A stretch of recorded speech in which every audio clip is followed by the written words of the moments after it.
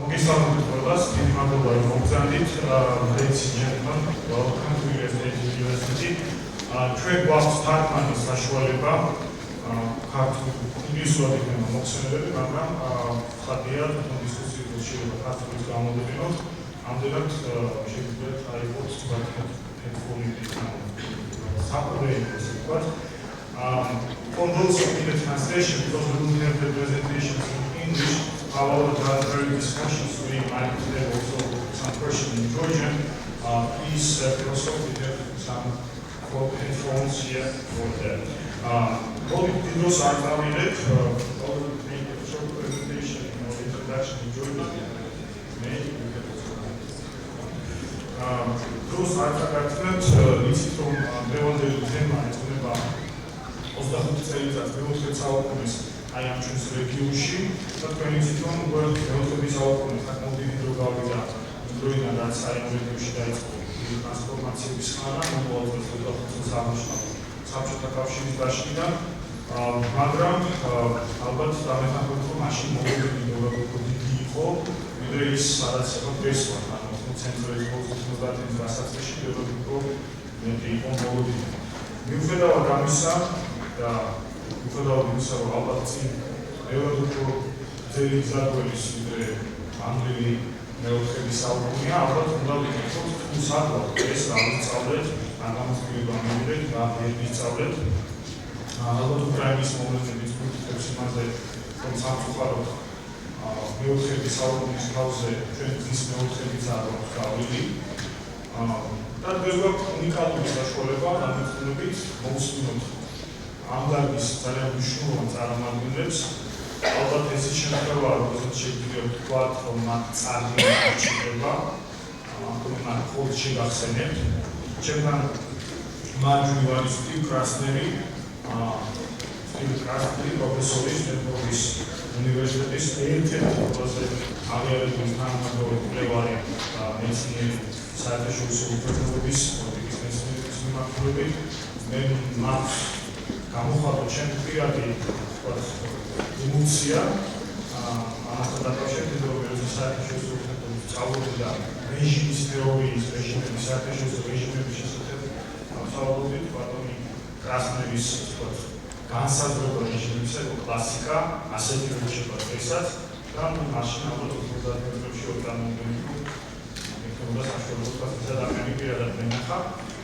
ასევე შეიძლება სხვა ორი განსაკუთრებას და ვთქვათ იმ სუვერენიტეტის თემასთან დაკავშირებით, სუვერენიტეტის ცნება, მისი მიმართება საერთაშორისო პოლიტიკასთან, ესეც ბატონი კრასნერის ძალიან მნიშვნელოვანი კონტრიბუციის წყალობითაა საერთაშორისო ურთიერთობებში. გამისა შეიძლება ვთქვათ, რომ ბატონ კრასნერს აქვს სხვადასხვა აფილიაცია კავშირი სტენფორდის უნივერსიტეტიში, ძალიან დიდი გამოცდილება სახელმწიფო დეპარტამენტში მუშაობის და ვთქვა, რომ თქვენ წინაშე არის მართლაც მსოფლიო ევროპის თანამედროვე მკვლევარი, პროფესორი და ეს დღე სტუდენტების განსაკუთრებით ისტორიაში რომ მნიშვნელოვანი ჩაიწერება. კიდევ ერთხელ შეიძლება კრასნერს საუბარი მომენტით გადავიდეთ ასევე ძალიან აღიარებულ პროფესორზე ბატონ ლარი დაიმონდზე, რომელიც გახლავთ სტენფორდის პროფესორი, არის იქ ასევე სხვადასხვა ცენტრის, მაგალითად დემოკრატიის განვითარებისა და კანონშემოსების ცენტრის დირექტორი, რომელიც ხოთში ჩვენი ამ კომიტეტის ძალიან თანაორგანიზატორი, ამიტომ მოგვახსენებს და ის მასაც აქვს ძალიან დიდი გამოცდილება როგორც სამთავრობო ასევე საერთაშორისო ორგანიზაციებთან თანამშრომლობის, იყო მრჩეველი გაეროსი, მსოფლიო ბანკის, ამერიკის შეერთებული შტატების მთავრობის და სხვა საერთაშორისო და ეროვნული მთავრობების.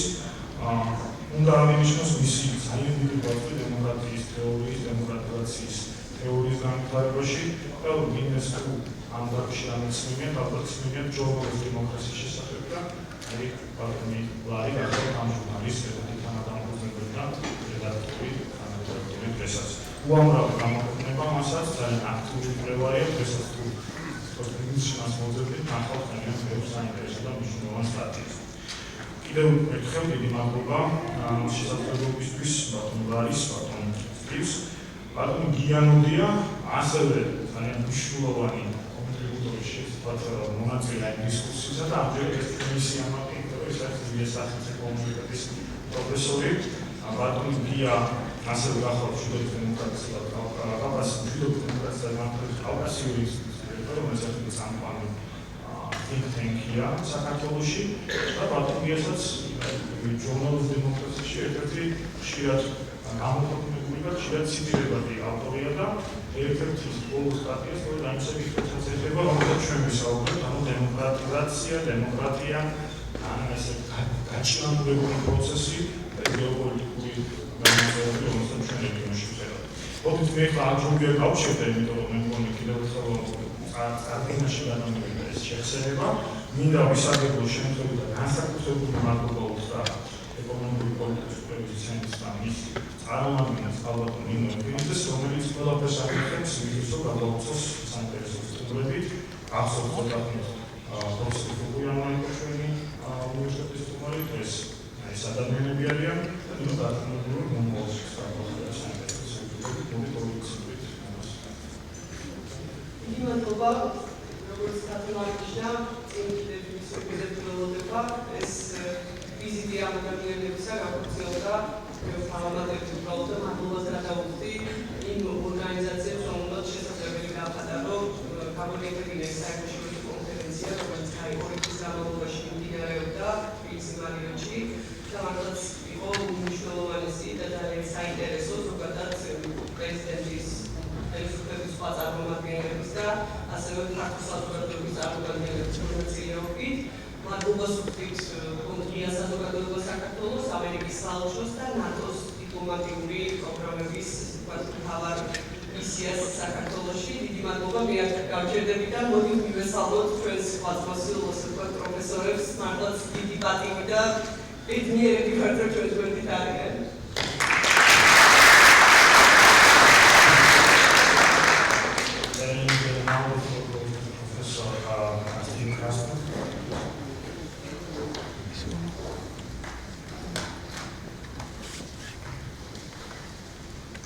Thank you. It's really a great pleasure for me to be here. Thank you. First, let me thank Nino Evgenidze for organizing this meeting and making sure we've been more or less on time and showing us the Tbilisi as well as introducing us to some set of really wonderful and interesting people. Professor Afrasidzé, thank you very much for that very kind introduction. So I thought I'll begin this discussion this afternoon since my lecture has, I guess, more breadth. Not as much depth as Larry Diamond's lecture, but maybe more breadth. And Larry will then speak secondly. What I thought I would do this afternoon is to try and discuss the various theories that social scientists are using to try to explain economic and political development. If we look at human history, I mean, beginning from settled human small bands, maybe 10,000 BC, right up to about 1800, pretty much all parts of the world were more or less equal. In 1800, per capita income between the highest and lowest parts of the world were something like 4 to 1. Whereas now the differences in per capita income are on the order of 30 to 1.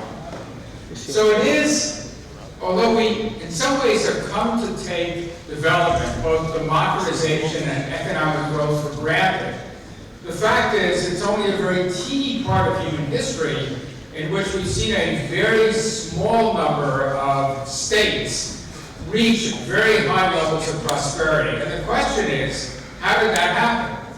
I mean, for thousands of years of human history, basically nothing happened. And the first thing I would say is that we do not have a clear, definitive answer to this question. But there are 3 theories that discuss how these developments have taken place. There isn't any resolution at this point in time about which of these theories is right. But I thought what I'd try to do in a few minutes this afternoon is to outline each of these theories. I have my views about which one I think is most persuasive, but it's not something where I can provide you with clear and definitive scientific evidence that one of these approaches is superior to the others. All right, so the three candidate theories that are available in the social science literature are modernization theory, theories about institutional capacity, and theories about rational choice institutionalism. Modernization theory, I think you'll see, is a theory that's best known, has been around for a long time in modern forms for at least 50 or 60 years, but really stretches back to the 19th century to Marx and Weber and other classical social scientists. Rational choice institutionalism, the third of these three theories, is certainly the one that is most prominent now in American academia, completely dominant in economics, and almost certainly the most important theory in political science. In the American government, rational choice institutionalism, which has way too many syllables and much too much jargon, I would say is hardly known at all. In the American government, people are much more wedded either to modernization theory or to theories about institutional capacity. But there is no consensus either in the policy world or in the academic world about which of these theories is the most persuasive. All right, so let me begin with modernization theory. It's the approach that I think will be the one that's most familiar to everyone. Modernization theory essentially makes the following argument. Technological change leads to economic growth. Economic growth leads to higher levels of income. Higher levels of income lead to a larger middle class.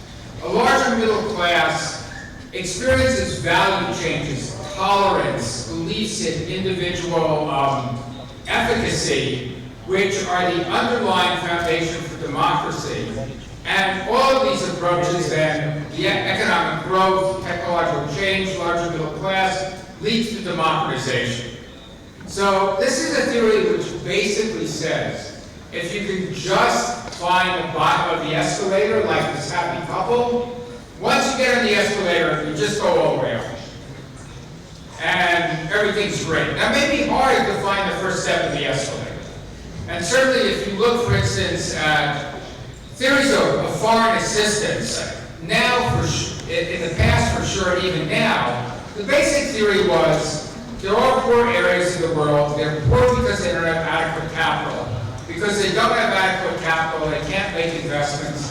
They can't make investments, they don't get economic growth. They don't get economic growth, they don't get a larger middle class. If they don't get a larger middle class, you don't get democratization.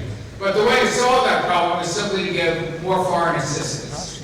And things like the notion that industrialized countries should give 0.7% of their GDP for foreign assistance is very much a reflection of modernization theory. The evidence for modernization theory is mixed. So basically, this is a theory that claims that there is a tight relationship between levels of economic per capita GDP and levels of democracy. There was a very interesting study which appeared 3 years ago now, which traced the relationship for all countries in the world between levels of economic development per capita GDP and levels of democratization, and basically found a strong positive relationship with the exception of one historical period between 1800 and 2010. And that historical period was the Cold War. And the argument in this paper by Carlos Bosch, who's a professor at Princeton, was that during the Cold War, the Soviet Union had no interest in democratization. And the United States was much more interested in supporting governments which supported the United States rather than the Soviet Union. So the United States supported a lot of autocratic regimes in the period between 1945 and 1990. But with the exception of that period, Bosch finds a pretty strong positive relationship between levels of development on average and levels of democratization. But there's also evidence against modernization theory. One piece of evidence is that there is no relationship between transitions from autocratic to democratic regimes and levels of per capita income. And second piece of evidence against modernization theory is that there are some countries that have gotten pretty wealthy without ever making the transition to democracy. And you can see, if you believe in modernization theory and you're trying to understand the future evolution of China, you would predict with absolute confidence that if Chinese per capita income continues to grow, China will become a democratic state. If you're skeptical about modernization theory, you would have to say maybe, but maybe not. And the empirical historical data that we have does not allow you to decide that question. All right, second theory. Theories about institutional capacity. This is a theory, if you want to look at the kind of historical progenitors of this theory, it's Thomas Hobbes. Those of you that have read Thomas Hobbes, you know, in the front piece of the Leviathan, the first page, there's the Leviathan, which is made up of the bodies of individual citizens. And Hobbes' argument was, without security and institutional capacity, without a strong state, you would have chaos, constant warfare, and anarchy. So institutional theory is an argument which says that the key to economic development is having state capacity, at a minimum, state capacity which can provide security for the population. In its modern form, I think the most important scholar in this regard is Samuel Huntington, who's an American political scientist, social scientist who taught at Harvard for most of his career. And Huntington wrote a book which was published in 1968 called Political Order and Changing Societies, in which he made the following argument. He said, if you have social mobilization, the thing that modernization theory points to, if you have people with higher levels of literacy, higher levels of organization, higher levels of education, if you have modernization without institutional capacity, you will have political decay.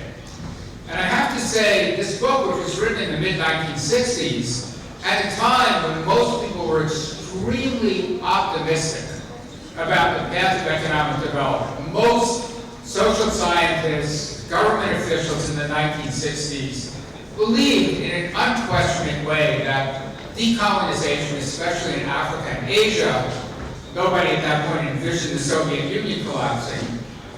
People believed, pretty much without question, that once you had decolonization, you would have economic growth and democracy. That clearly turned out to be wrong. I have to say, I mean, this is a personal anecdote. I was an American Peace Corps volunteer in northern Nigeria in the mid-1960s, in the area that's now being attacked by Boko Haram. And I will tell you with complete confidence that no one that I knew, not the Nigerians, not the Americans, who were in that area would ever have predicted that 50 years later you would have had a very, I mean, both frightening and brutal Islamic fundamentalist movement that's killed thousands of people. It would have been actually unbelievable. But what Huntington argued was that if you had social mobilization and you didn't have political institutionalization, you're going to end up falling down the escalator. So it's a very, very different theory than theories of modernization, which see things basically constantly going up.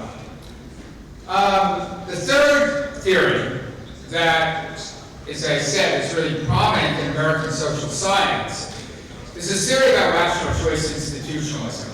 It's derived very much from economics and economics thinking, and it basically makes the following argument. It says that political development really critically depends on calculations and choices that are made by members of the political elite.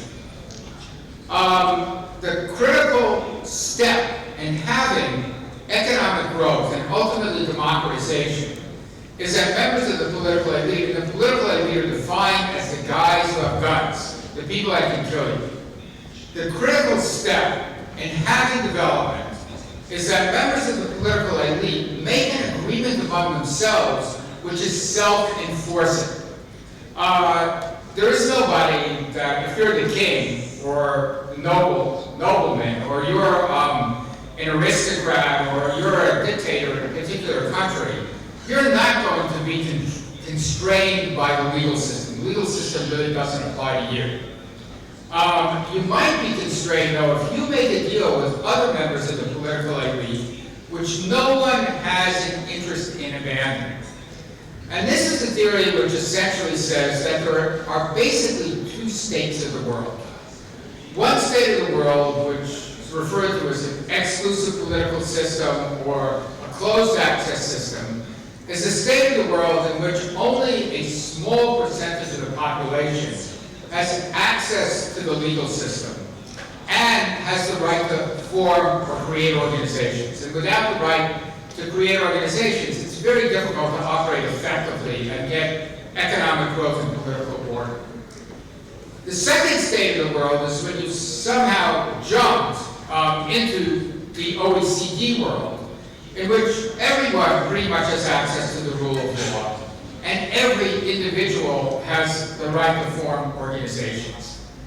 It's a theory, though, which says if you think about historical development, it's not dictated by some basic set of conditions. In modernization theory, you're not going to be a democracy unless you're really rich. In institutional capacity theory, you're not going to have growth unless you have strong institutions. In this theory, it's not clear what the prerequisites are for actually moving towards modernization. There are a couple of social scientists at Harvard and MIT, Asimov and Robinson, published a book a couple of years ago in which they elaborate on this theory. But one of the examples that they give is England. I mean, England for everyone is kind of the progenitor, the state which starts the Industrial Revolution, which moves to democracy at a very early period.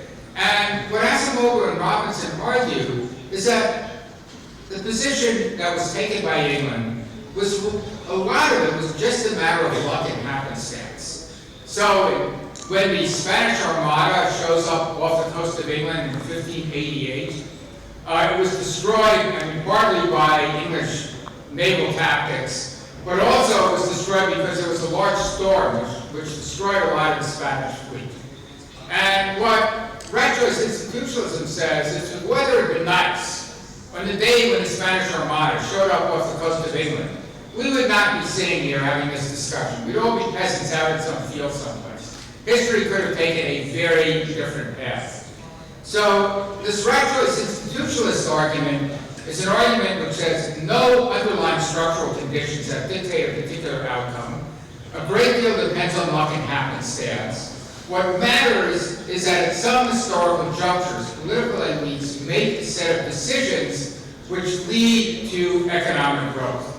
And this is another example, I think, that Asimov and Robinson refer to, and pretty much well known. I mean, if you look at most of human history, China was at a higher level of technical development than any place else in the world, including Europe. In the 15th century, the Chinese developed a treasure fleet. These were vessels that were something like 10 times the size of any boats that the Europeans had. And the crews were much, much larger than the crews of European vessels at this time. And this Chinese treasure fleet was actually moving down the coast of East Africa in the 15th century. And the emperor at the time decided that all of this activity along the coast and all of this commercial activity was threatening his political rule, and he ordered the fleet completely destroyed. And he limited the size of Chinese vessels only to vessels that could move along the coast of China. Well, if you had a different emperor and things had turned out differently, the Chinese would have discovered Europe instead of the Europeans discovering China.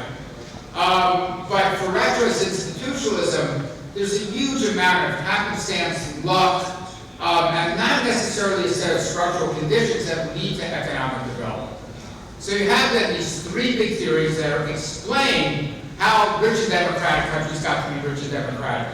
Modernization theory, linear development, institutional capacity, having a strong state that can maintain order, rat choice institutionalism, a set of deals among elites that are partly the result of luck in particular circumstances.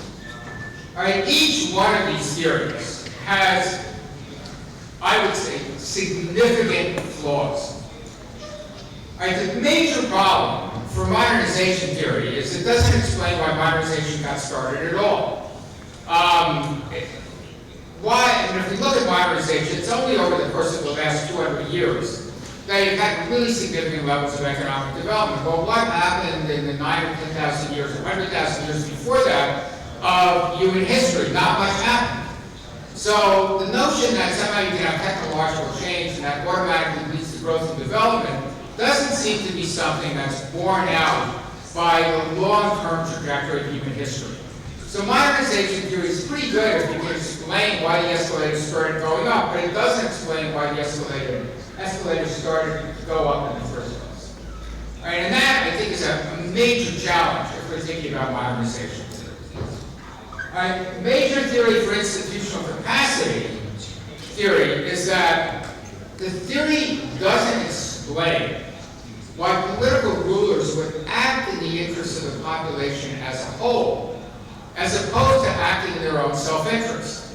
If we look around the world at autocratic regimes, and some of them are truly deeply bad, and some of them are just pretty bad, but it's very unusual to have an autocratic ruler who actually acts in the interest of the society as a whole, as opposed to acting in his or her own interest, mostly his interest, and the interests of his cousins and friends. So it may be correct that to have growth and maybe ultimately democratization, you have to have institutional capacity, but it's not clear why the people that are running the state would act in ways that benefit the society as a whole. This is a major lacunae or lack in institutional capacity theory. All right, rational choice institutionalism. I admit, I think this theory is the one that's most persuasive, but it has two big problems, one of which I think is more serious than the other.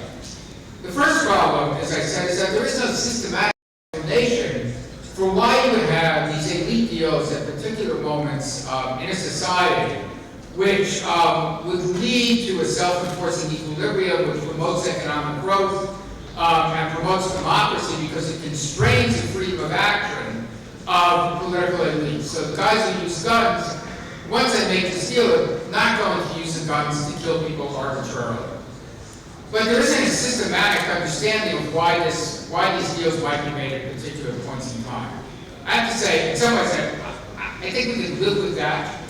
I think the more difficult problem for rational choice institutionalism is that it does posit a world in which there are only two states of the world.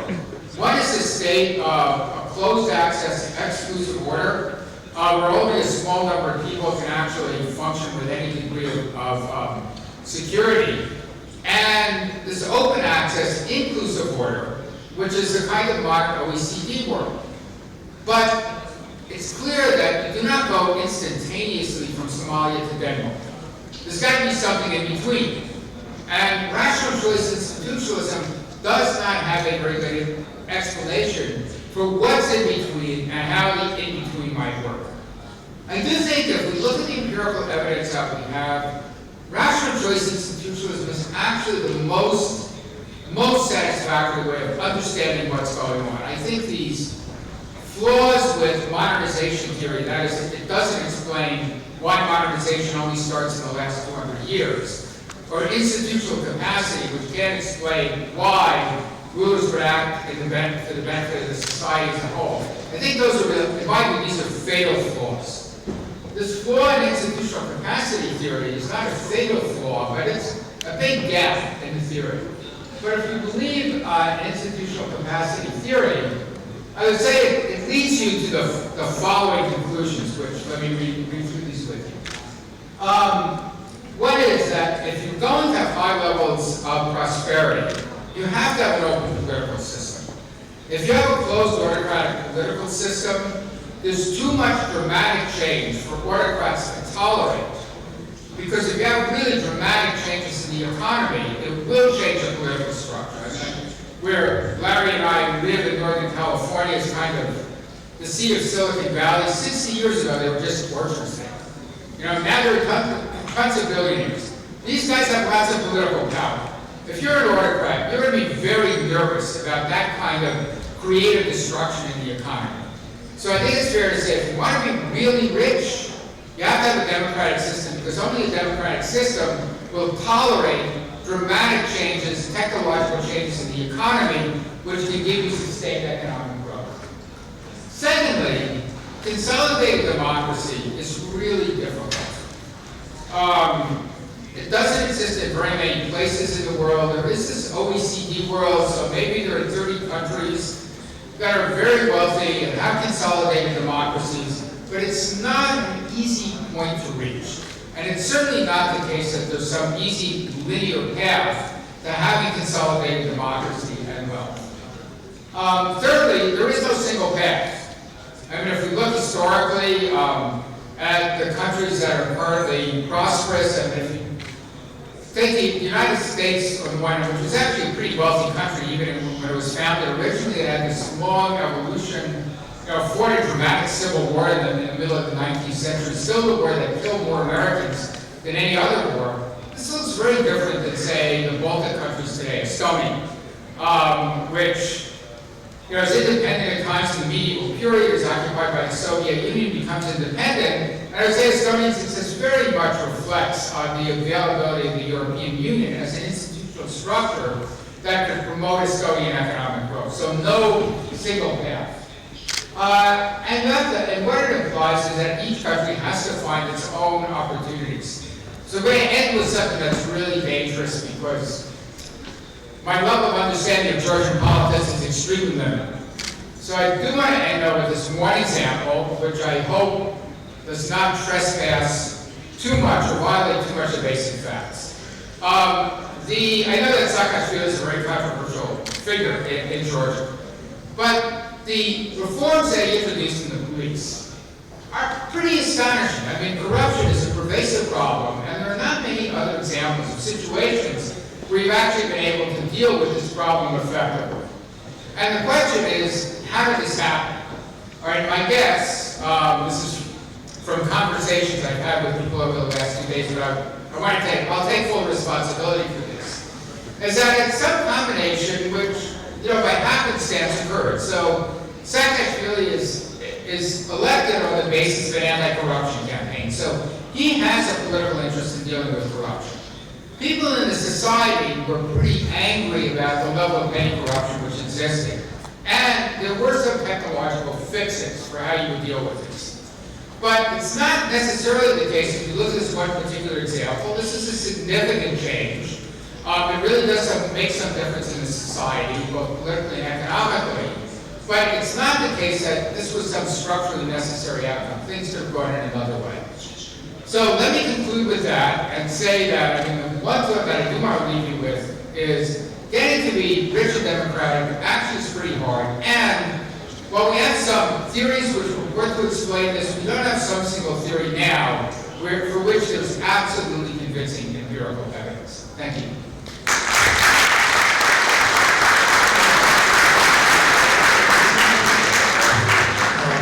Well, I suggest that we take some questions after the whole presentation. So, Lari, please. Okay.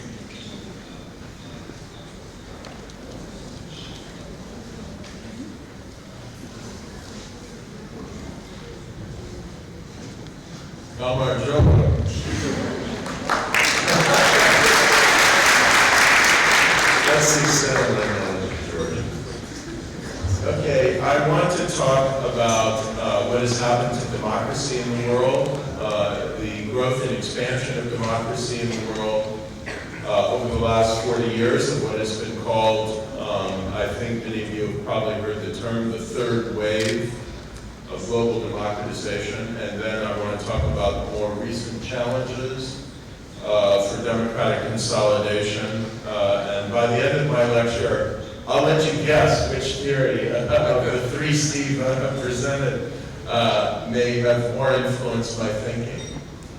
So let me begin by saying that we've been through an extraordinary period in the last 40 years in the history of the world, in which at least the minimal level of electoral democracy has expanded to become the most common form of government in the world.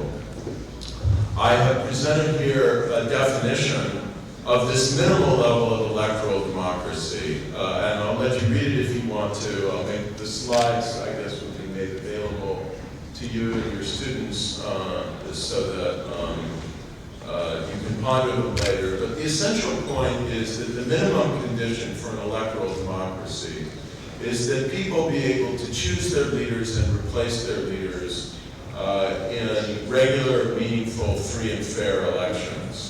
And free and fair really has to mean that there's a reasonably level playing field.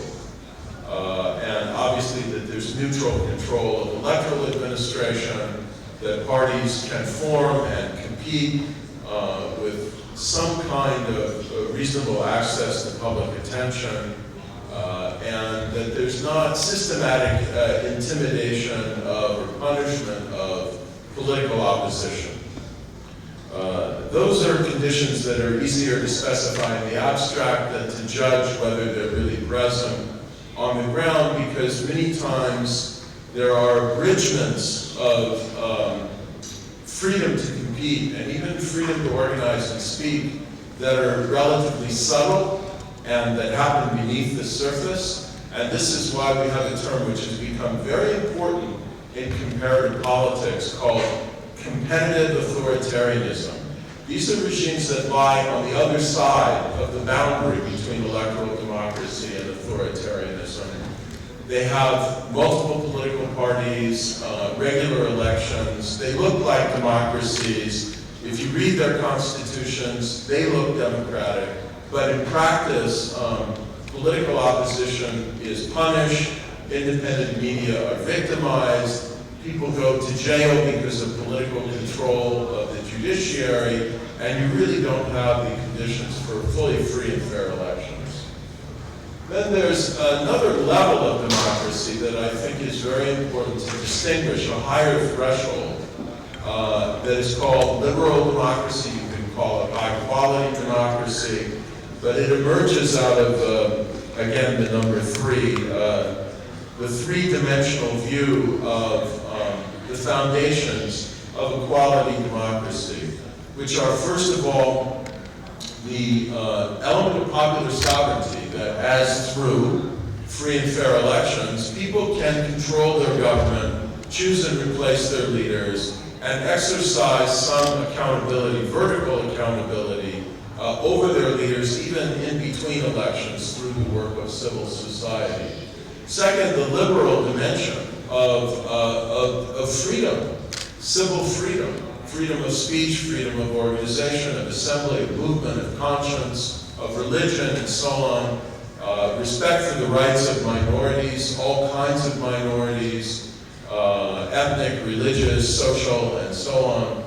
And a level of equality that may not be perfect, but at least is a sufficient floor beneath different groups in society so that everyone can exercise their rights of citizenship and have meaningful political voice. A civic culture, which is one I know that my colleague here, Noddiam, deeply values, is a culture of tolerance, respect, critical reflection. Hopefully that's what Ilias State University is helping to promote here.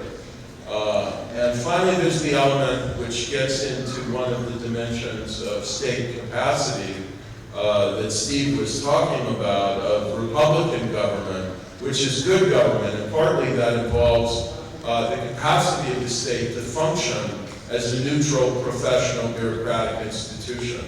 Partly that involves the rule of law, which has to have as one of its key elements that everyone is equal before the law, no one is above the law, and there's effective control of corruption. Horizontal accountability is a term we have developed over the years to emphasize the notion that if you're going to get Republican government, good government, a quality state, and control of corruption, you have to have different institutions within the state that are checking and monitoring one another. And obviously this means a judiciary and a legislature that are independent of the executive branch, but also a number of institutions that have come to constitute a kind of fourth branch of government. Things like a counter-corruption commission, a national auditor, an ombudsman if there's some kind of public complaints function, independent electoral commission, independent central bank, and so on. These things must be independent of executive power. And I would say they must also be independent of anything that stands behind and may manipulate at any period of time executive power if they are going to truly represent effective Republican or good government. Now, let me talk about the trends, both in terms of electoral democracy, which is signified by this red trend line on top here, and liberal democracy, which is tracked by the blue line at bottom. And you see here, well, you probably can't see very well, but I will simply summarize by saying that from 1974, when the third wave of democratization began, and about 30% of all the independent states of the world were democracies, until the late 1980s, democracy gradually expanded in the world. And by the late 1980s, about 40% of the independent states in the world were democracies. And then, of course, I mean, you live in this part of the world, you know what happened with the fall of the Berlin Wall and then the collapse of the Soviet Union. There was a dramatic expansion of at least electoral democracy in the world. And by the early 2000s, about 60% of all the independent states in the world met the test of electoral democracy. Since 2005, there's been effectively no net increase in the presence of democracy in the world. That is the percentage of states that meet the test of electoral democracy. It's oscillated, it's declined, but there has not been any continuation of democratic expansion. And by the same token, with respect to liberal democracy, the bottom line here, you can see a more gradual increase. And again, it peaked at 41% in 2005, and it's gone a little bit up and down. It's at about that now, but it's kind of flattened out since then. If you're wondering how I'm measuring liberal democracy, how many of you have heard of the organization Freedom House, based in the United States? That's very good, because we have a former president of Freedom House until fairly recently, our colleague David Kramer here. And that's the great work that Freedom House does. And one of the things it does, not the only thing, but one of the things it does is assesses levels of freedom of political rights and civil liberties of countries around the world every year. And it measures these levels of rights on twin 7-point scales, in which 1 represents the freest or most democratic score, and 7 represents the most authoritarian score. So what I've done here is combine those two, and any country that gets a 1 or a 2 on both scales, that's what is counting here as a liberal democracy.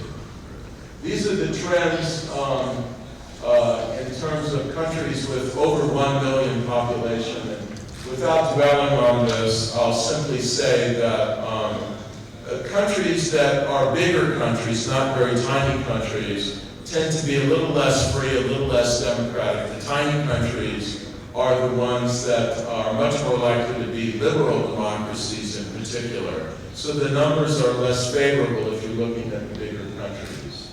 These are the trends in terms of freedom in the world, and you can see both for the red line, the whole world, and the blue line, which is developing in post-communist countries, that freedom expanded, that is improved, approached the maximum level of 1 more gradually in the world over the last 40 years. And the critical point is that, again, around 2005, it reached its kind of peak, its best average score, and it's been slightly in decline or oscillating since then.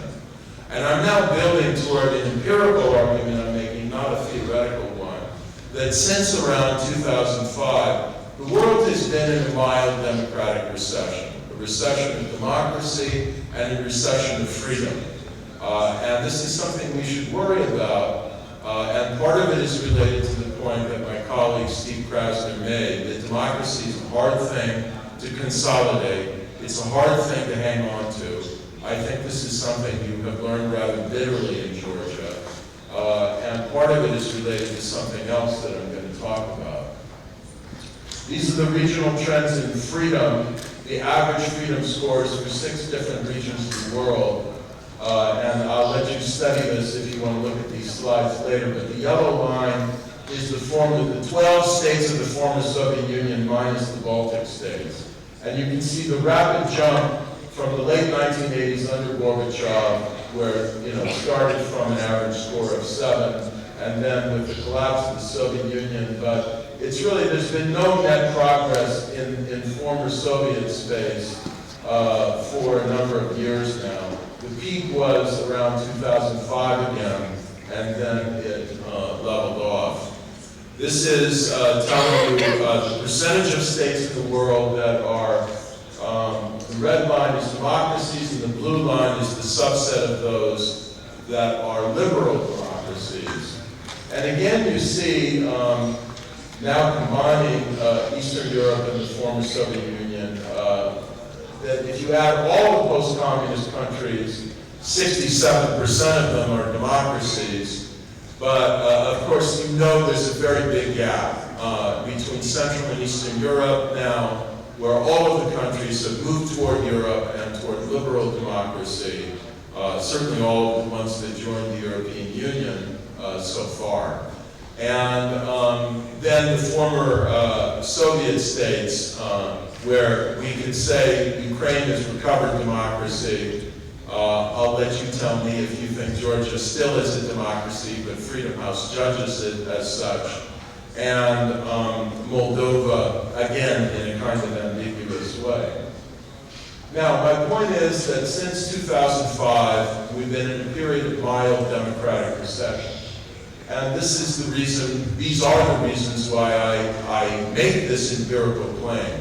First of all, there's been stagnation overall and kind of for a time, well, certainly a lot of oscillation in terms of the presence of democracy in the world. I'll explain that more. Second of all, this is one of the major points that Freedom House keeps making in its annual surveys, that the number of countries over each of the last 9 years that have been gaining in their level of freedom, either in political rights or in civil liberties, have been significantly outstripped by the number of countries that have been declining in their level of freedom. From 1991 through 2005, in almost every one of these years, you had 1.5 or 2 times as many, in 1 year, 3 times as many countries improving in democracy, in political rights or civil liberties or both, as declined in their level of freedom. Since 2005, beginning in 2006, only about half as many countries have improved in democracy as have declined in democracy, and that runs right through 2014. Third, there's been a rising pace of democratic breakdowns. This is the point about consolidation. It's a tough thing to get, and if you don't consolidate democracy, deeply institutionalize it, and profoundly embed it in people's values at both the elite and the mass level, it's vulnerable to rollback. And indeed, there have been a lot of democratic rollbacks, and in very significant countries in some cases. And this has partly manifested itself in the fact that there have been 25 breakdowns of democracy since the start of this new century. This indicates the pace, the rate of democratic breakdown in every decade of the third wave of democracy. In the first decade, there were a lot of breakdowns of democracy as the third wave was getting started. It didn't have a lot of momentum. 15% of all the democracies that existed in the world between 1974 and 1983 failed. Then in the next decade, the rate fell in half to 7%.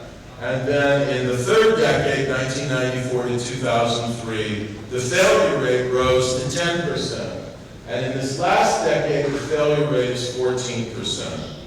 And the thing that should be sobering to everybody here is you look at all the democracies in the world, 30% of them have failed during this 40-year period. And if you look at all the democracies outside the West, 37% of them have failed during this 40-year period. That's a lot. Now, why is this happening?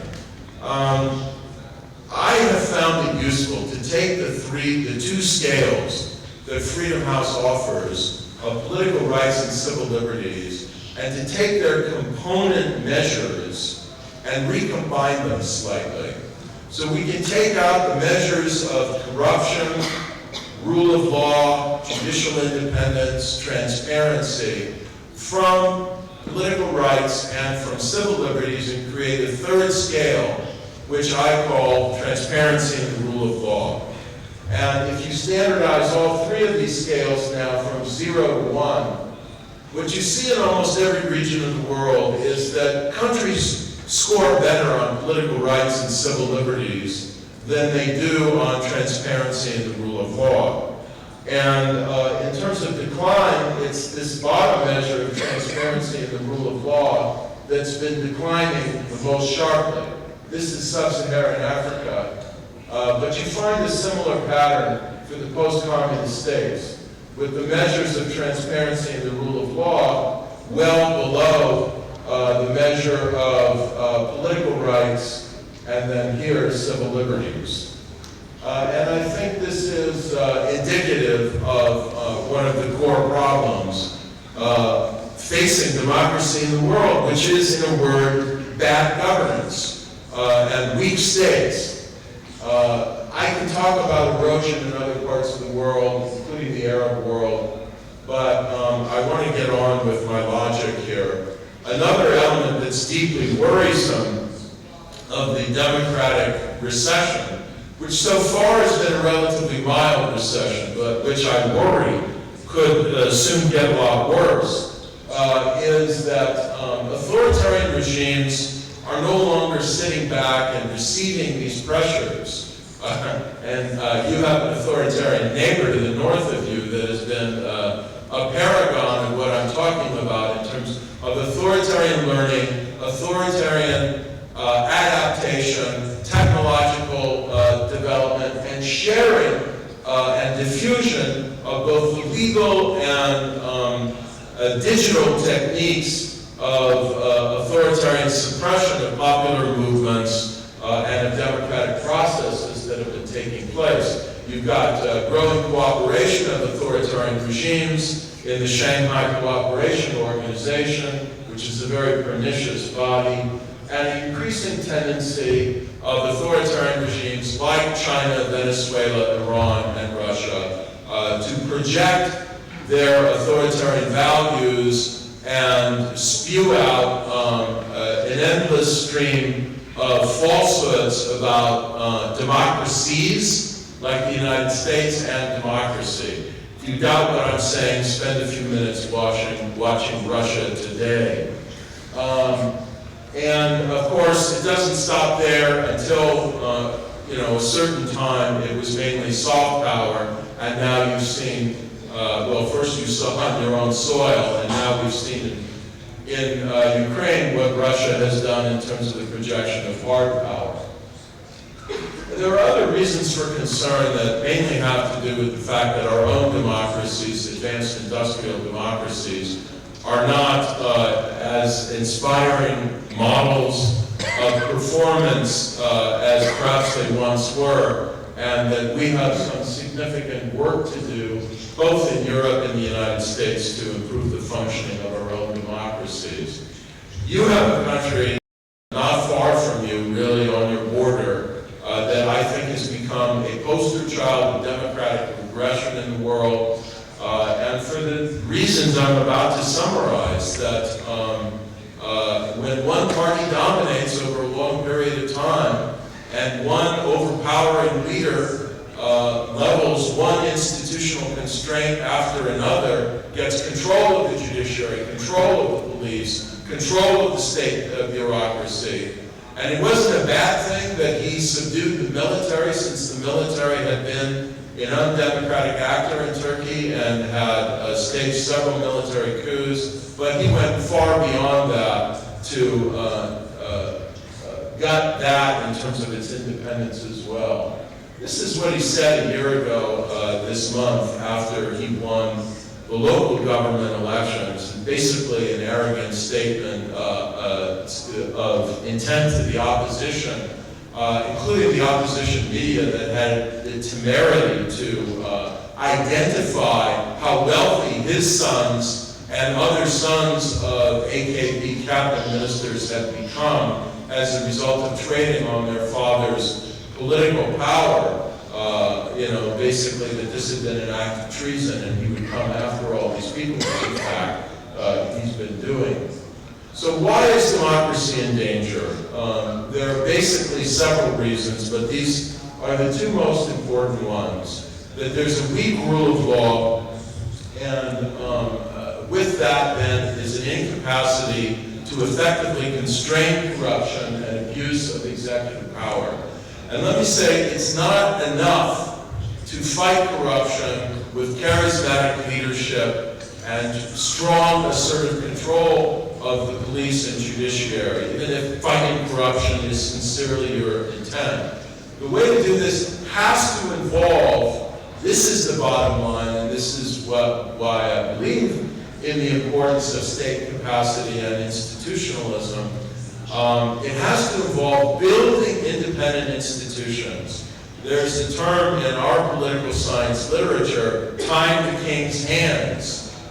If you really want to ensure that there's accountability, the king, the president, the prime minister, whoever, has to tie his own hands with strong accountability institutions that he can no longer control in the future because they're neutral people who are appointed and they have sources of scrutiny, funding, perpetuation of their appointments that no ruling party can avert.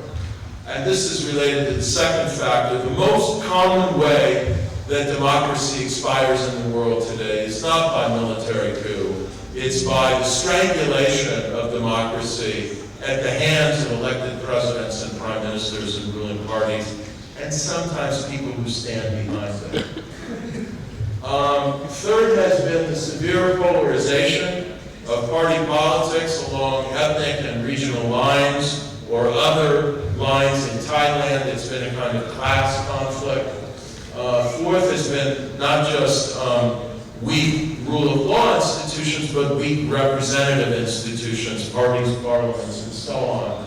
And fifth, going along with this, because if you have the rest of this, sooner or later you're likely to get the fifth dimension as well, which is bad economic performance. Or, at a minimum, the illusion of good economic performance, because it may be good for a certain top tier of the ruling elite, but if you've got all the rest of these things, you're likely to have, as you've had in Russia, economic growth, when it happens at all, that is very poorly distributed.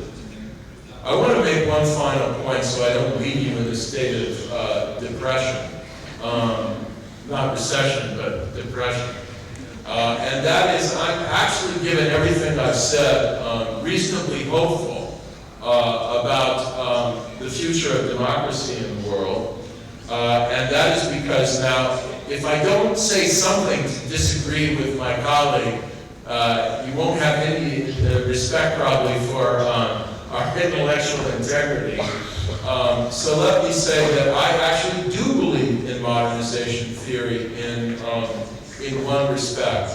I think there is a lot of evidence to show, and I would recommend the work of Ronald Inglehart and Christian Welzel to you in particular, that as countries change and become wealthier, and middle class rises over time, and it's generally generationally, it doesn't happen in a few years.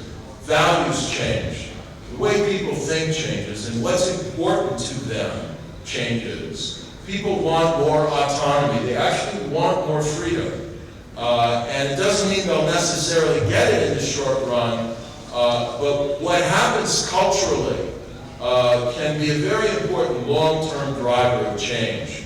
And if you doubt what I'm saying now and make a prediction, watch what happens in Singapore in the next 10 to 15 years. The richest authoritarian country in the history of the world, if you throw out the distortion of oil wealth, by far the richest authoritarian country in the world. Now that the great master and deliverer of this extraordinary development miracle under authoritarianism, Lee Kuan Yew, has passed away, I think Singapore is going to change very profoundly in a democratic direction over the next decade. And I don't think it's only going to be Singapore. We have public opinion survey data to show the gradual change in democratic values and aspirations, desire for more autonomy and freedom, more skepticism of government, not only in Singapore and Malaysia, which would have had a transition to democracy a year or two ago if elections had been free and fair, but in mainland China itself. And actually, I do believe, and even be willing to wager a significant portion of my meager savings, that China will become a democracy, and so will Vietnam in the next 20 to 30 years. I know many Chinese actually who think it's going to happen much sooner. This isn't, it isn't a guarantee, it isn't a law, but it becomes much harder for authoritarian regimes to hang on in the face of this kind of social and economic change and the rise of a more diffuse, multipolar society with the emergence of an independent business class and so on. And this creates an interesting dilemma for authoritarianism, because they're damned if they do deliver economic development, and they're in pretty bad shape if they go for a long period of time without delivering economic development. And maybe it'll mean that, you know, the failed states of Central Asia will just, one will succeed another in an authoritarian fashion, but it's not exactly a formula for political stability. And I do think that economic development and globalization create conditions that are likely to produce value change and ultimately democratic change. Thank you very much.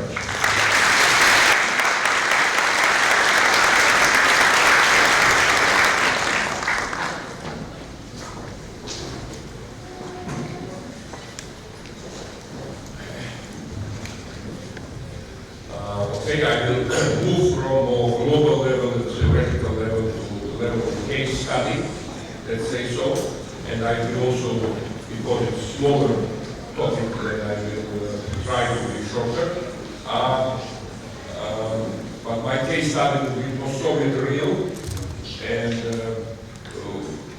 somehow I will try to take stock of what happened during these 25 years. I know that's a small topic, but I will try not to say everything. So, when I think about it, really quarter of century is not so small time. The single word that comes to mind in summarizing where we are after these 25 years, the word is unfinished. It is unfinished business. It is somehow unfinished project. And it's, when we remember it's 25 years since what, it's about, roughly 25 years since breakup of the Soviet Union. Can we say that breakup of the Soviet Union is completed? Is it over? I think the first thing to say is that it's not over. We thought it was over, but what's going on in Ukraine right now, I think it's very vivid indicator that Soviet Union is in some shape still there, and there is still fight for finishing its call. I think we thought, many of us, myself including, that the breakup of the Soviet Union was less painful than breakup of Yugoslavia. It appeared so, and I shared this view, but now we may say that it was an illusion in a way, and it proves similarly painful. And of course, one has to make a note that when one says speaks about unfinished projects and uncertainty and incompleteness, one can argue that nothing is really finished ever, everything is changing, everything is in flux, and some scholars of democracy say that consolidated democracy is an empty concept because you never know when democracy breaks down. But I think that there is important qualitative difference between stabilized institutions where public and most or all important actors assume that whatever problems they are, whatever conflicts they are, they will be solved within this framework of basic institutions, and those areas where those basic issues are unclear, are not solved. And when we speak about what unfinishedness of what we are talking about, of course, as I said, it's somehow unfinishedness of the Soviet project, Soviet Union as some kind of unified body.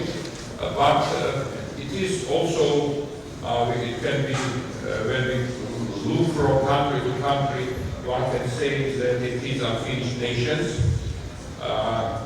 it is unfinished borders. In almost all the countries, you don't really know where exactly the borders are. There are effective, real borders, and there are internationally recognized borders, and they don't coincide. They are unfinished political regimes.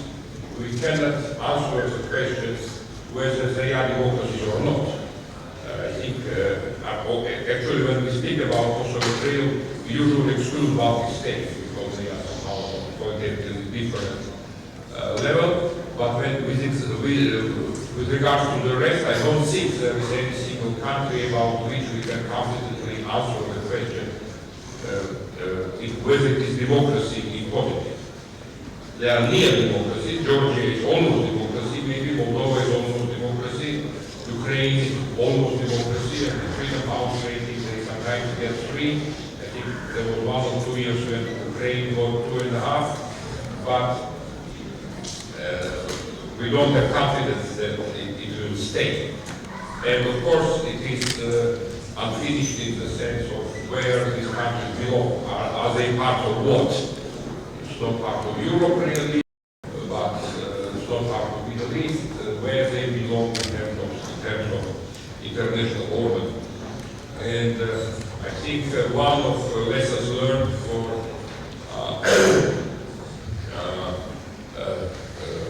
political theory, Krasner especially spoke a lot about political theories, and we learned that there is no one theory that can explain everything anyway, so we may be quite flexible about it. But one of the lessons learned is that within this real countries, within this region, it is virtually impossible to divide to issues of state building and nation building on the one hand, political regime development and democracy building and international relations. We are used to that. Scholars, especially in more developed Western academia, they are scholars of democracy or focus on democracy.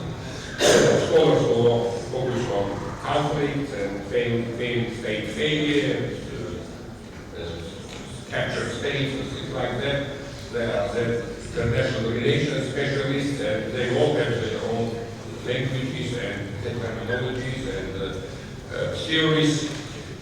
But here it is very difficult, I think, in these countries to distinguish what explains what. Is it about more about international or geopolitical issue, or is it internal political issue, or it's about nationalism and identities. These things all are so close together that you cannot really explain one without the other. And if we take a natural contrast, for instance, the most natural point of contrast for our countries, which we call post-Soviet countries, is our countries of former countries of non-Soviet Union, again including the states that somehow fall into that category, although they were of course technically in the Soviet Union for 50 years. Here we have a quite different picture. Of course, each of those countries have their problems, but all of them are pretty stabilized, even maybe there is exception of Western Balkans, but even there you somehow know, there is a feeling that you know which way they are moving. They are stable states with capable bureaucracies. They are all democracies. Okay, there are doubts about which way Hungary goes in the last couple of years, but still, there are no questions whether they are democracies or not. They are democracies. That's clear. They are within NATO and European Union. So these are seen, I think, within by the international scholars or societies or politicians as some kind of accomplished projects. So they exist. It is clear what the Czech Republic is about, or what Lithuania is about, or what Slovenia is about. They are certain. There is certainly some fundamental certainty about them. When we come to these countries, okay, a lot of things have been accomplished and changed. There are some basic identities have been changed. There are some more or less capable state institutions, bureaucracies, armies, police, etc. There are some political regimes. Some of them are more or less solid autocracies. Some of them are hybrid and uncertain, as political scholars say, but they are so more or less stable in being hybrid and uncertain and unstable in a way. So you have some more or less stability about international alliances and orientations, and you know which nation is looking in what direction. But still, the level of fluidity and uncertainty is critically high, higher than in other ways. For instance, if we take Georgia as a more specific case, now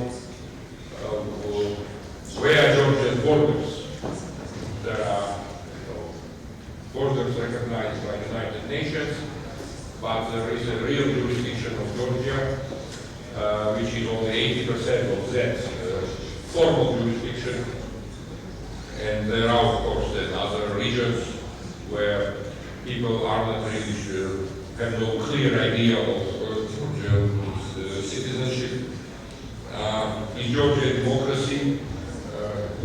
Okay, I can give a long speech about that.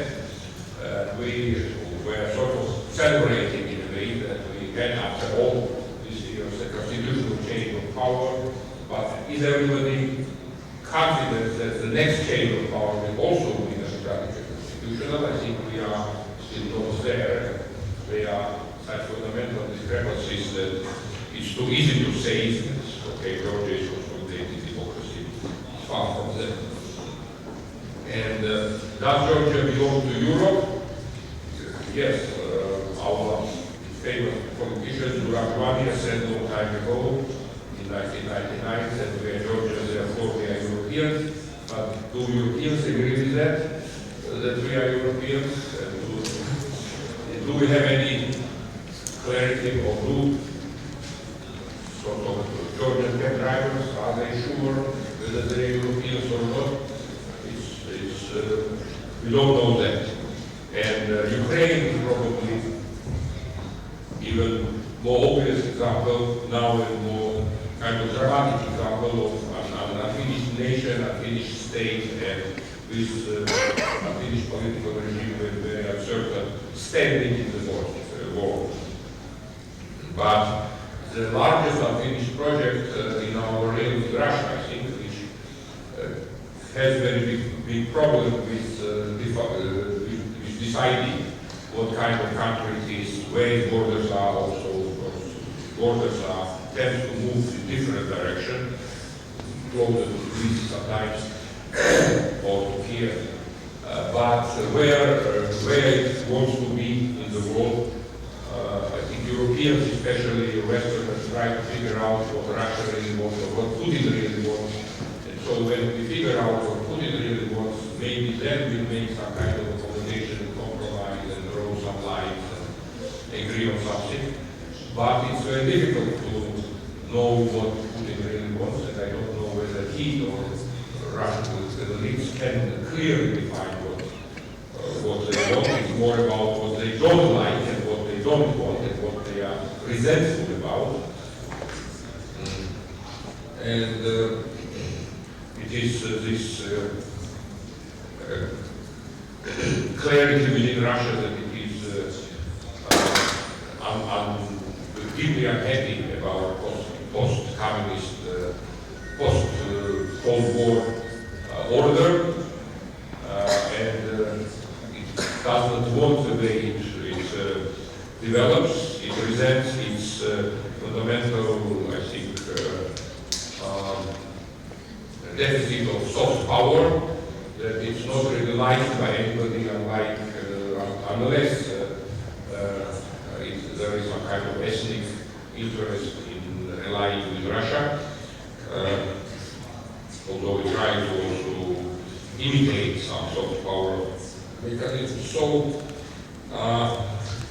Russia is suffering some kind of identity crisis, but we are all hostages to Russian identity crisis, apart from having our own internal, demons and crises and problems. So this is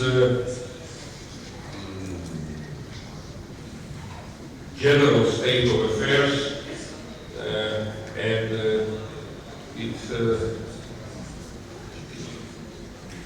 and so I don't know which theory to rely on in explaining all of this. So why, for instance, post-communist Europe has been so much more successful, and which is always the natural point of reference for us, and why in so much uncertainty and incompleteness in this part of the world. One can rely on modernization theory or some internal structural parameters, that those societies are more economically developed and they have greater, maybe, institutional memory of former statehood before World War I and World War II, I'm sorry, things like that.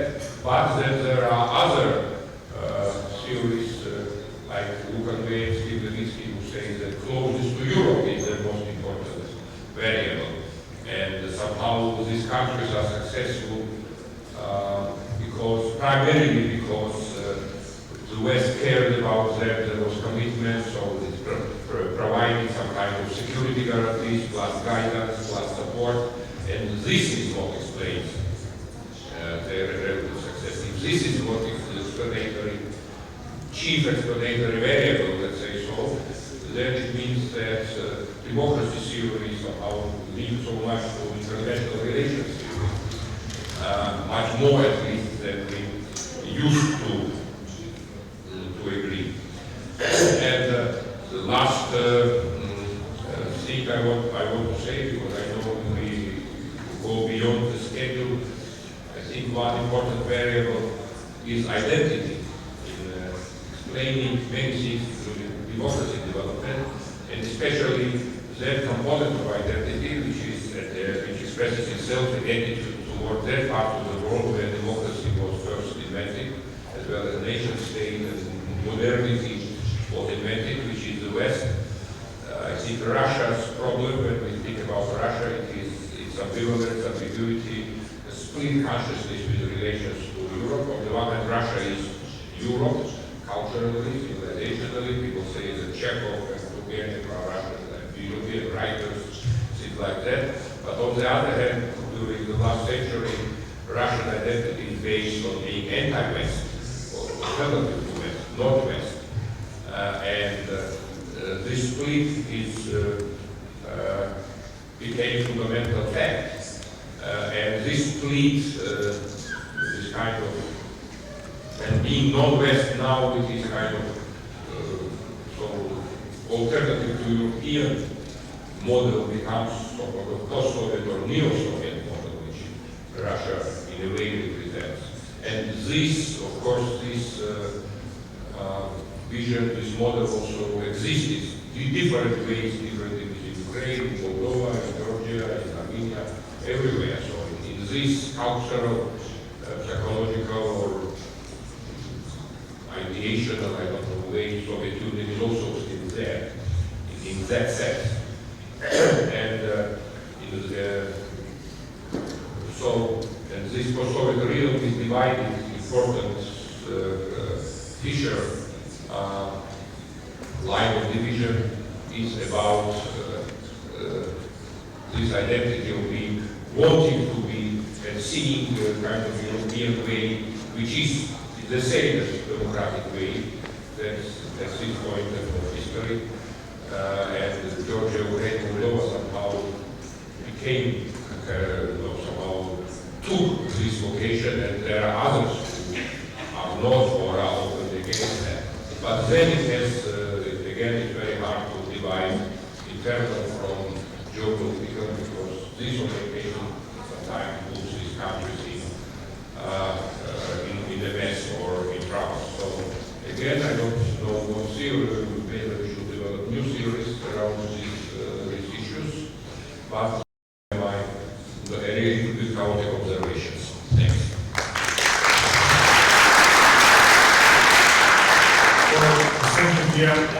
We are really limited in time, unfortunately. The schedule is very busy. That's why we will have only one round of questions. Please name yourself, okay? You can, too much, I can take maybe 4 questions more.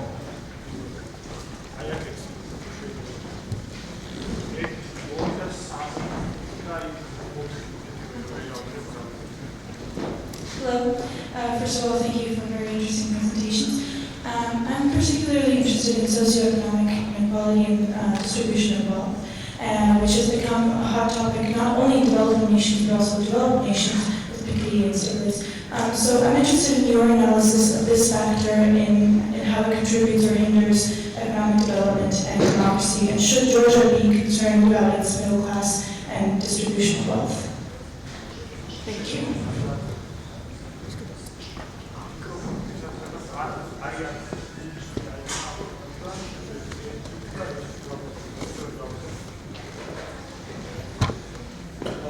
First of all, I want to thank Mr. Krasner, Mr. Diamond, and Mr. Noddiam for a very interesting lecture in politology and democracy. As we say nowadays, democracy is any sort of it is the management and administration of state, as it was monarchy in several centuries before. I'd like to know your opinion of which state of manager will be major in future of the democracy in world's economics, technological and industrial progress will be much more faster than we have seen several centuries before. What is the future of political institutions and what is the next level of world politics? Will it be similar in Europe, Asia or North America?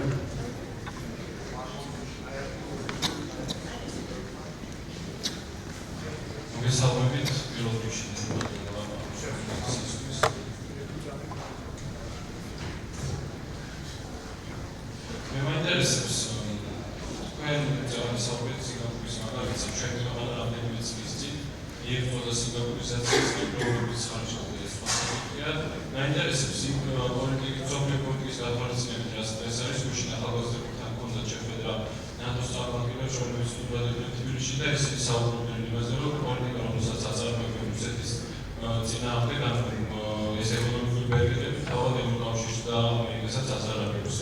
ამ ყველაფრის გათვალისწინებით როგორ ფიქრობთ, რა მომავალი აქვს საქართველოს და რა ზოგადად გააკეთებთ აქცენტი იმისათვის, რომ შეინარჩუნოს ის წინსვლა რაც აქვს.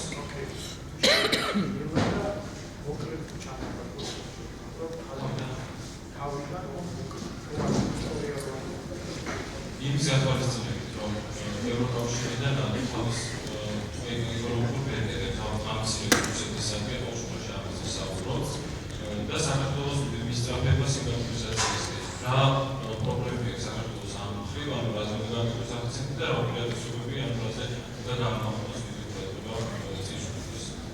მე შეფასებები და რჩევები. ძალიან გაჟინებით აუყანეთ პრობლემები არის ალბათ პირველი.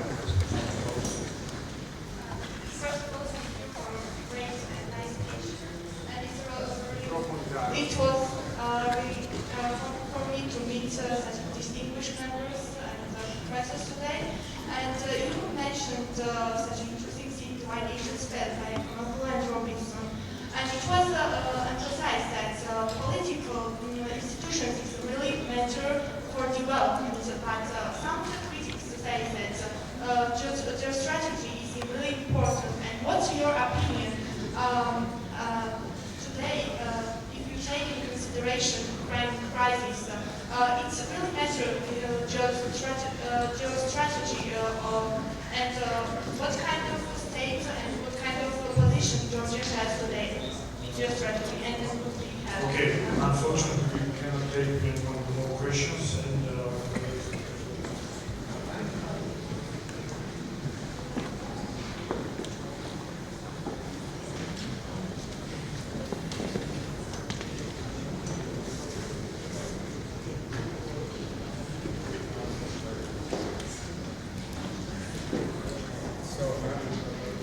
I'm not sure that I actually understood all the questions well, so let me try to address three of the issues which you raised. So one is this question of the Georgian middle class and income distribution in Georgia. You know, I do think this is a problem, and it's certainly not just a problem in Georgia. If you look at the advanced industrialized world, the OECD countries, you see growing levels of income disparity, especially in the United States, the United Kingdom, and much higher levels of inequality in the Scandinavian countries. And in this sense, I think having a situation in which you have very high levels of concentrated wealth is absolutely a problematic thing. I don't know enough about the Georgia situation, but it's certainly something that some Americans are absolutely worried about. There was a second question about the European Union.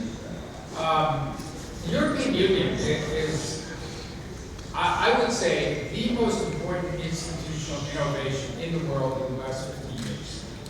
And you can see if you're looking at the Baltic states or other countries that were satellite states of the Soviet Union, the Czech Republic, Slovakia, Poland, having a European Union was obviously extremely important, both as a mechanism for increasing economic development and as an incentive to introduce democratic reforms.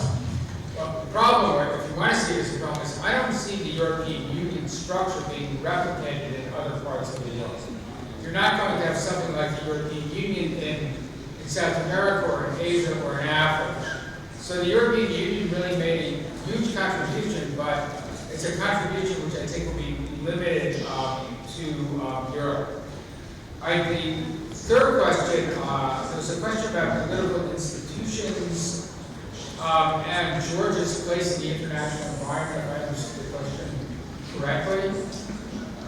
All right, so obviously, I mean, for at least for 2 out of the 3 theories that I talked about, institutional capacity and rational choice institutions, institutions are extremely important. And they're extremely important for economic development because people want some security in terms of their property rights, in terms of being confident that if they make an innovation that they'll be able to benefit from it. There was a story in the New Yorker magazine 2 or 3 years ago which really stayed with me. There was a kid, he was a teenager, he was living in Moscow, he's Russian, and he developed chat roulette. You guys know what chat roulette is? Some people know. I don't know what it is, but my students know what it is. And he then wanted to start a business, and he found it completely impossible to start a business in Russia, and he ended up moving to Taiwan. This is not a good thing for Russia. Finally, the question of Georgia's position in the international system, the last question that was raised, honestly, hugely challenging. Very, very challenging situation. I mean, it's not, there may be some eventuality in the future. Here's my view. This may get me into trouble because I'm not that familiar enough with the situation of Georgia, but there was a moment during the 1990s when both NATO and the European Union saw their expansion as essentially mechanisms for promoting democracy. I think the situation now is the European Union has huge challenges internally. Russia is following much more expansionist and autocratic policies. And I think, the situation for Georgia is one that's, I would say it's a pretty difficult environment in terms of being able to preserve Georgian democracy, enhance Georgian economic development, be able to look to the West, recognizing that, as you've seen, much better than I do. You're sitting right next to Russia, which is a pretty threatening state. Now, I think in the long run, I think that Russia's doomed. It's very difficult to see how Russia's going to reverse its demographic decline, its economic decline, but the long run is not here yet. Well, of course you should be concerned about the middle class in Georgia because that's the basis for its development and its future. I think that, we had our panel on the economy and security this morning at our conference, and I think a major theme of what was said by the several panelists, including the very impressive governor of your central bank, is that it's very important to invest in education and human capital formation. That's going to be the key to Georgia's development, and it's going to be the key to broad-based development.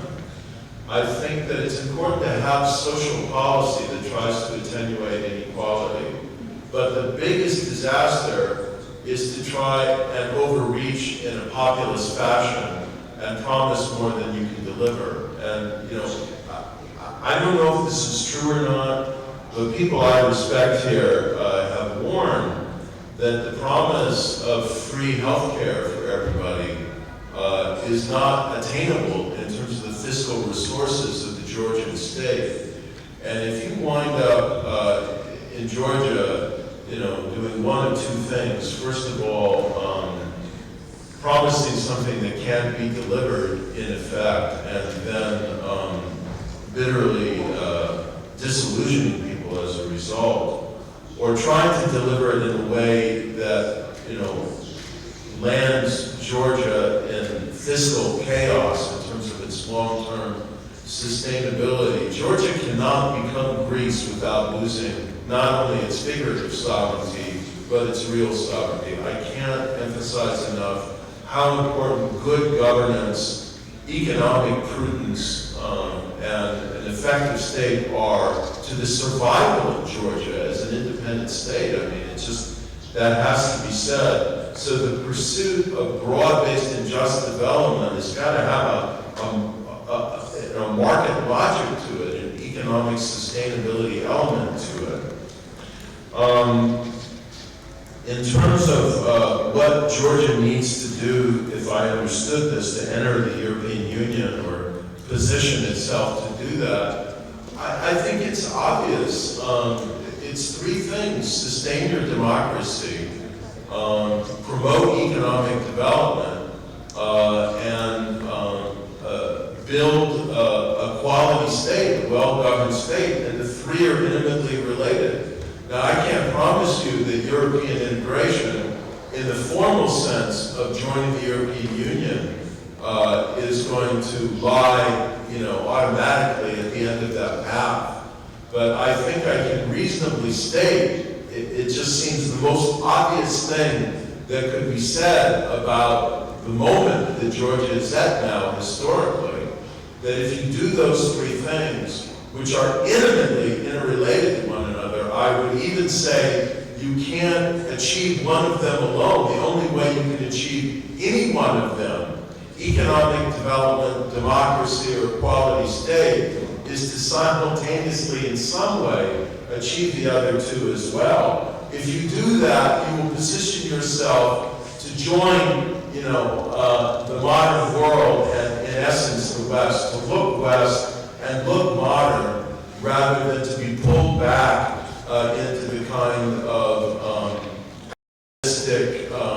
personalistic, corrupt power relations that are, what's left of the Soviet Union. And I very much agree with a lot of what you said, Gia. And that leads me to answer the question of what is Georgia today. And I think actually the best answer is what Gia said. I have a tendency, because I'm trying to measure the growth and regression of democracy in the world, to want to make difficult judgments. A regime is a democracy or it's not a democracy. And the answer really is that there's a certain class of countries in the world, and it's not a small class, by the way, that lie in a kind of ambiguous territory, what our colleague Thomas Brothers called a gray zone, between very clearly democracy and pretty clearly autocracy. And I think you could say, yeah, Georgia, Ukraine, Moldova, they're all kind of in that space. And I would just close by saying, I have heard many people cite to me in the 2.5 days that I've been here, the poll that was done by the International Republican Institute recently, showing how disillusioned Georgians are with their existing parties. And, as we are now, less than 2 years away from the general election here in Georgia, I don't think that in itself is necessarily an unhealthy thing. Indeed, it could be a sign of great political maturity, right? And I've met at least 2 different individuals of some prominence and promise who are thinking of forming new political parties. That could be a very rejuvenating thing. But this could lead in 2 directions. One would be the direction of cynicism about democracy itself, about politics itself, which I would say would be fatal for the future of Georgia, because then you would abandon the political arena to the worst elements. And the other could be toward democratic renewal, but it just seems obvious. The latter path is going to require people like you to be involved in politics. Okay, thank you, professors. And we are prepared to approach now the final and ceremonial part of our event today. I'm very much privileged to announce the decision of the Academic Council of our university. And this decision says that Professor Diamond and Professor Krasner are welcome to honorary doctorate in faculty.